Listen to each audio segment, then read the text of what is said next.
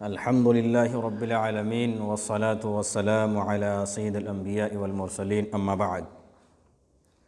عزیز طلبہ، آج کے اس درس میں جس کتاب کو لے کر حاضر خدمت ہوں وہ ہے شرح صدور الذہب فی معرفت کلام العرب۔ اس سے پہلے کا جو درس تھا وہ تھا کلمہ کی اقسام اور دلیل حصر۔ اب آج جو درس آپ کے سامنے ہے ان تمام اقسام کی تعریف، ہر ایک کی الگ الگ تعریف لغوی و اصطلاحی آپ کے سامنے رکھی جائیں گی۔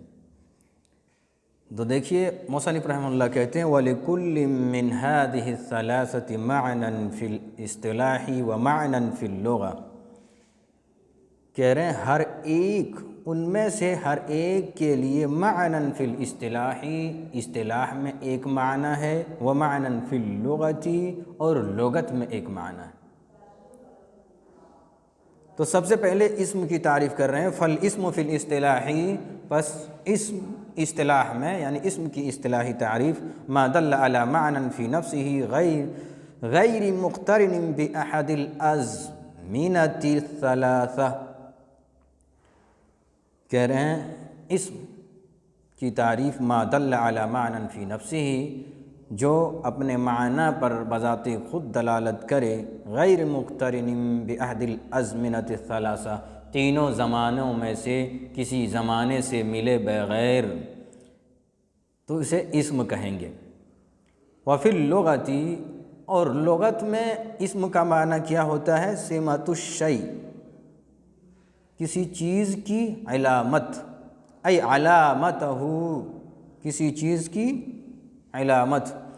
وہو بہذا الاعتبار یشمل الکلمات الثلاثہ فإن كل منها علامة على معناه، کہہ رہے ہیں کہ اس لحاظ سے، اس اعتبار سے اسم تینوں قسموں کو شامل ہے۔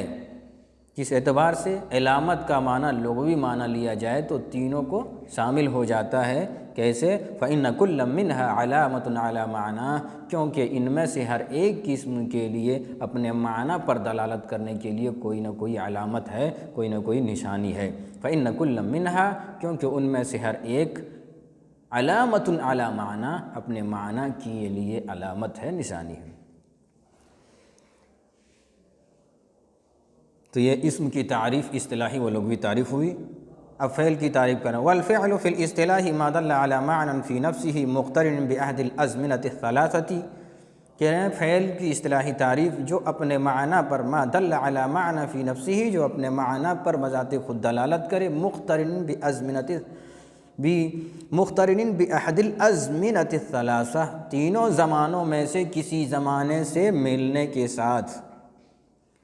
وفی اللغۃ نفس الحدث الذی یحدث الفاعل، اور کہہ رہے ہیں لغت میں اس معنی مصدری کو کہتے ہیں، اس ذات کام کو کہتے ہیں، اس عمل کو کہتے ہیں، الذی یحدث الفاعل، جو فاعل ایجاد کرتا ہے، یعنی بذات خود اس کام ہی کو کہتے ہیں، اس وجود ہی کو کہتے ہیں جو فاعل ایجاد کرتا ہے۔ مثلا من قیام او قعود او نحوہما، جیسے کھڑا ہونا، بیٹھنا، اور اس جیسے کہ جتنے بھی معنی مصدری معنی ہیں یہ تمام کے تمام فعل میں داخل ہیں۔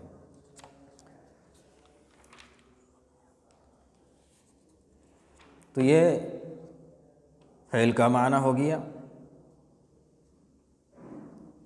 لغت کے اعتبار سے اور اصطلاح کے اعتبار سے۔ اب آئیے حرف کی تعریف دیکھیں۔ والحرف فی الاصطلاح، اور حرف کہتے ہیں اصطلاح میں ما دل علی معنی فی غیرہ، جو ایسے معنی پر دلالت کرے جو دوسرے میں ہو، فی غیرہ، جو دوسرے میں ہو، یعنی بذات خود اپنے معنی پر دلالت نہ کرے لیکن دوسرے میں جو معنی ہے اس معنی پر دلالت کرے۔ وفی اللغۃ، اور لغت میں طرف الشیء، کسی چیز کے کنارے کو کہتے ہیں، کنارہ کو کہتے ہیں حرف۔ کحرف الجبل، جیسے پہاڑ کا کنارہ، وفی التنزیلی، اور قرآن کریم کے اندر بھی حرف لفظ آیا ہوا اس کا معنی کنارہ ہوتا ہے۔ وَمِنَ النَّاسِ مَن يَعْبُدُ اللَّهَ عَلَى حَرْفٍ، اور لوگوں میں سے کچھ لوگ اللہ کی عبادت کرتے ہیں کنارے پر ہو کر کے۔ الآیہ، سورہ حج کی آیت کریمہ، آیت نمبر 11، کنارے پر رہ کر کے کہہ رہے ہیں اَيْ عَلَى طَرْفٍ وَجَانِبٍ مِّنَ الدِّينِ، کہہ رہے ہیں کنارے اور دور رہ کر کے، ایک گوشے اور ایک کنارے میں، دین کے کنارے پر رہ کر کے کیا مطلب ہوگا، اس کی تفسیر بھی بتا رہے ہیں۔ اَيْ لَا يَدْخُلُ فِيهِ عَلَى ثَبَاتٍ وَتَمَكُّنٍ، یعنی وہ آدمی دین میں داخل نہیں ہوتا عَلَى ثَبَاتٍ وَتَمَكُّنٍ، مضبوط و استقلال کے ساتھ دین میں داخل نہیں ہوتا، مکمل طور پر داخل نہیں ہوتا، تب کیسے کنارے پر رہتا ہے، اور وضاحت کر رہے ہیں۔ فَهُوَ إِنْ أَصَابَهُ خَيْرٌ مِّن صِحَّةٍ وَكَثْرَةِ مَالٍ وَنَحْوِهِمَا، بس اگر اسے کوئی بھلائی کی چیز مل جائے، پہنچ جائے، یعنی صحت مل جائے یا کثرت مال ہو، مال کی کثرت ہو جائے، اطمأن بہ، تو وہ دین سے مطمئن ہو جاتا ہے۔ وَإِنْ أَصَابَتْهُ فِتْنَةٌ، اور اگر کوئی فتنہ اسے لاحق ہو جائے، کوئی پریشانی، کوئی برائی پہنچ جائے، اے شر، کوئی برائی پہنچ جائے، من مرض او فقر او نحوہما، مثلا بیماری یا پھر فقر و فاقہ یا ایسے ہی کوئی اور چیز جو اسے بری لگتی ہے، تو ایسی صورت میں انقلب علی وجہہ عنہ، تو وہ اپنے چہرے کے بل دین سے پھر جاتے ہیں، روگردانی کر لیتے ہیں۔ یہ تعریف کے بعد انہوں نے قرآن کریم کی آیت کریمہ کی تفسیر کر دی کہ حرف کا معنی کنارہ، اور کنارے سے مطلب کیا ہے، دین میں مکمل طور پر داخل نہیں ہوتے، بلکہ اچھائی ملے تو اسے مطمئن ہو جاتے ہیں، اور برائی پہنچ جائے، کوئی شر لاحق ہو جائے تو اسے دین سے منہ موڑ لیتے ہیں۔ تو یہ تینوں کی تعریفات ہو گئیں، ایک تو اسم، فعل اور حرف، یہ تینوں کی تعریفات لغوی و اصطلاحی تینوں کی تعریفات آ گئی۔ اب آگے جو بتا رہے ہیں والواو عاطفۃ، واو عاطفہ ہے، یہ ساری چیزیں اب خود بخود کر سکتے ہیں، یعنی ترکیب بتلا رہے ہیں۔ ہمیں ترکیب سے کوئی مطلب نہیں، ترکیب آپ لوگوں کے لیے آسان ہے، یہ آسانی سے اس کی ترکیب کر سکتے ہیں۔ جو اصل بحث ہے وہ میں آپ کے سامنے رکھتا ہوں۔ اب آئیے سب سے پہلے مصنف رحمہ اللہ کا قول دیکھتے ہیں، ثم قلت، میں نے کہا، یعنی اسم کی علامتوں کو دیکھتے ہیں۔ فالاسم ما يقبل ال او النداء او الاسناد الیہ، کہہ رہے ہیں اسم جو ال کو قبول کرتا ہے، جو ندا کو قبول کرتا ہے، جو منادہ ہو، او الاسناد علیہ اور الیہ، اور جو مسند الیہ بننے کی صلاحیت رکھتا ہے، مسند الیہ بننے کی صلاحیت رکھتا ہے۔ یہ تین چیزیں ہیں، تین علامتیں بتا رہے ہیں۔ وَأَقُولُ، پھر اس کی وضاحت کر رہے ہیں، ذکرت للاسم ثلاث علامات يتميز بها عن قسميه احداها ال، کہہ رہے ہیں میں نے اسم کے لیے تین علامتیں ذکر کر دیں۔ یتمیز بها، میں نے تین علامتوں کو ذکر کیا، یتمیز بها، جس کے ذریعہ سے اسم ممتاز ہو جاتا ہے، عن قسمیہ، اپنی دونوں قسموں سے۔ میں نے اسم کے لیے تین علامتیں بیان کر دی، جس کے ذریعہ سے اسم اپنے دونوں قسموں سے ممتاز ہو جاتا ہے۔ ان میں سب سے پہلی جو نشانی ہے، سب سے پہلی علامت ہے، احداہا، ان میں سے سب سے پہلی علامت ال، یعنی الف لام جو ہم کہتے ہیں دوسرے لفظوں میں ال، یہ کہتے ہیں ال، اور دوسرے لوگ اسی کو الف لام کہتے ہیں۔ تو یہ اب بتا رہے ہیں کہ الف لام کے بجائے ہم نے ال کہا، اس کی وجہ کیا ہے؟ یہ بہتر لفظ ہے ال کہنا ہی۔ وَهَذِهِ الْعِبَارَةُ أَوْلَى مِنْ عِبَارَةِ مَنْ يَقُولُ الْأَلِفُ وَاللَّامُ، اور کہہ رہے ہیں یہ تعبیر، یہ عبارت زیادہ بہتر ہے، یہ تعبیر زیادہ بہتر ہے ان لوگوں کی تعبیر سے جو کہتے ہیں الالف واللام، جو کہتے ہیں الف اور لام۔ لأنه، اس لیے کہ لا یقال فی الحل الہاء واللام، اس لیے کہ نہیں کہا جاتا ہے حل کے تعلق سے الہاء واللام، ولا فی بل، اور نہ ہی بل میں کہا جاتا ہے الباء واللام۔ یعنی جب کہنے کی باری آتی ہے بل تو با اور لام نہیں کہتے، حل کہنے کی باری آتی ہے تو حل اور ہا اور لام نہیں کہتے، تو پھر ال کی وجہ سے ہم الف اور لام کیوں کہیں گے؟ تعبیر تو اس میں بھی ال ہونا ہی چاہیے۔ اب بتا رہے ہیں وَذَلِكَ، اور اسی طریقے سے كَالرَّجُلِ وَالْكِتَابِ وَالدَّارِ وَقَوْلُ أَبِي الطَّبِيبِ وَقَوْلِ أَبِي الطَّيِّبِ، یہ ساری مثالیں دے رہے ہیں، جیسے الرجل، الکتاب، الدار اور ابو طیب، یعنی اس کے قول کو نقل کر رہے ہیں، یعنی شعر نقل کر رہے ہیں۔ الخیل واللیل والبیداء تعرفنی والسیف والرمح والقرطاس والقلم، سب کے اندر الف لام داخل ہے۔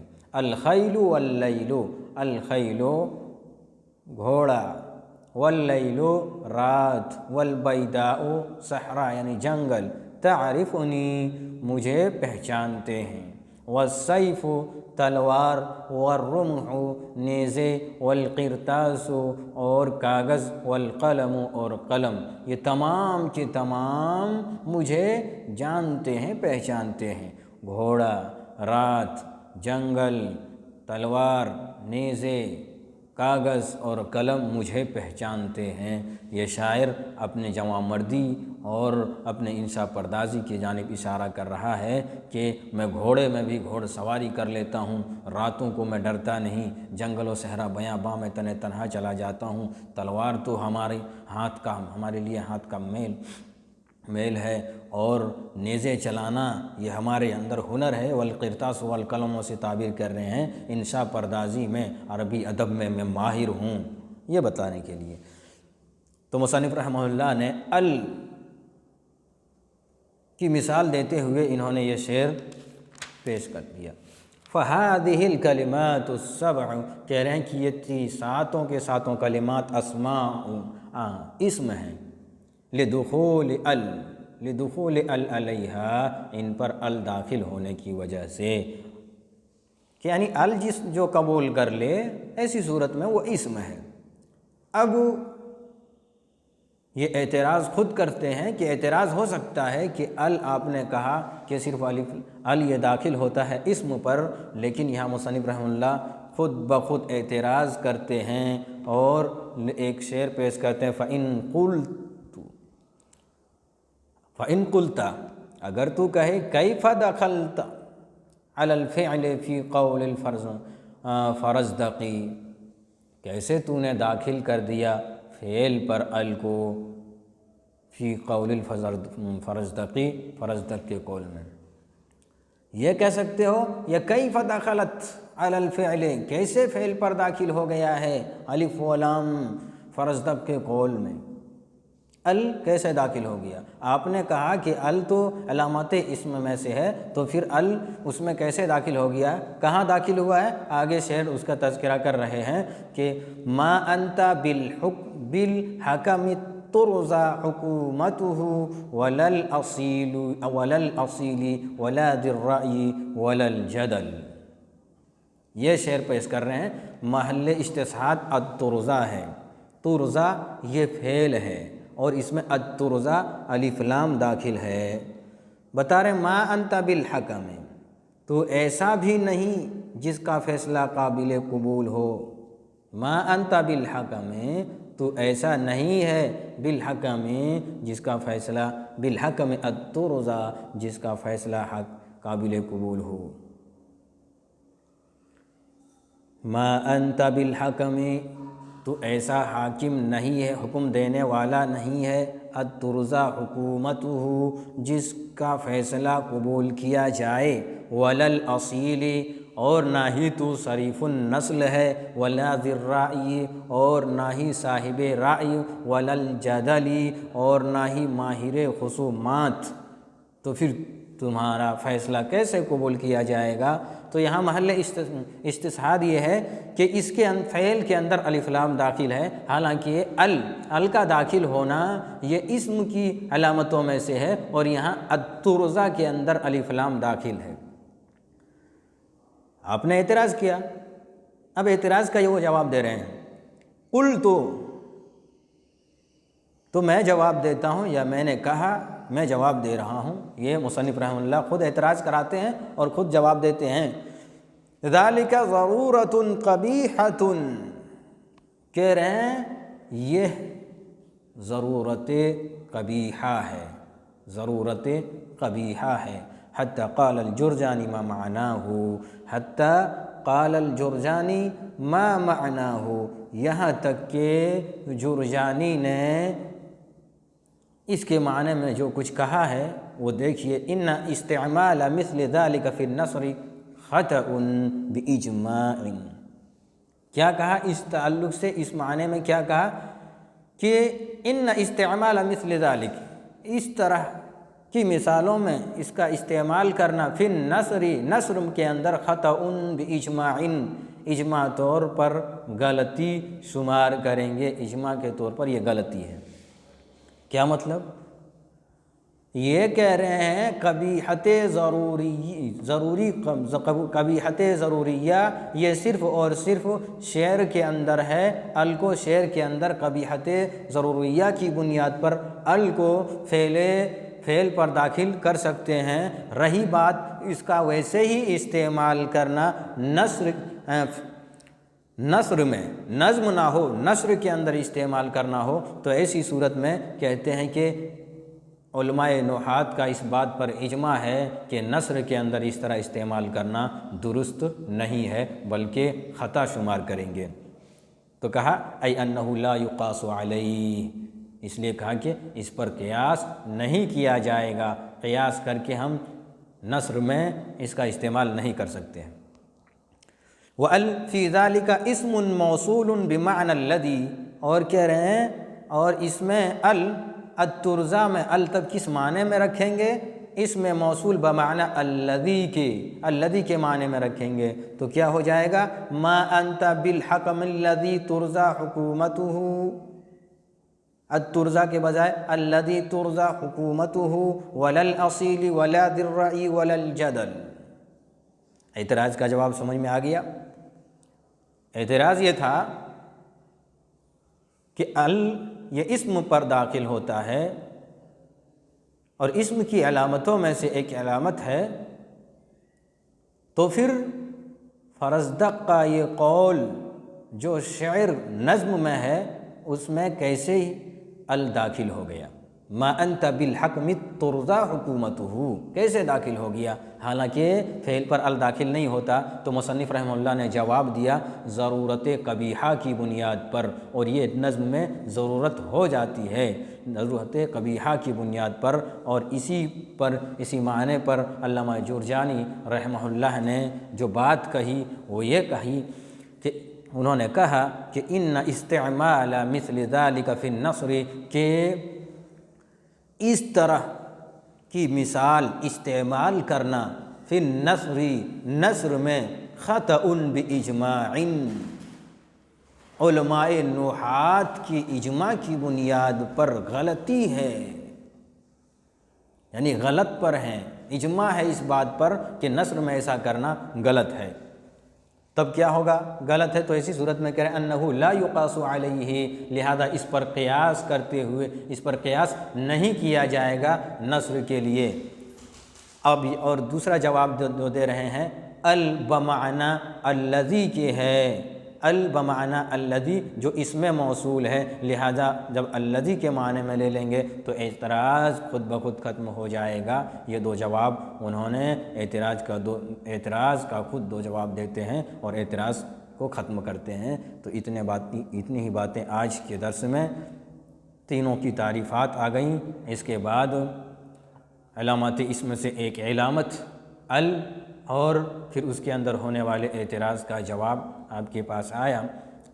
اللہ رب العالمین سے دعا گو ہوں کہ اللہ رب العالمین ہمارے طلباء کو صحیح طور پر سمجھ کی توفیق دے اور ہمارے ان محنتوں اور کاوشوں کا بہتر بدلہ دے۔ آمین۔ السلام علیکم ورحمۃ اللہ وبرکاتہ۔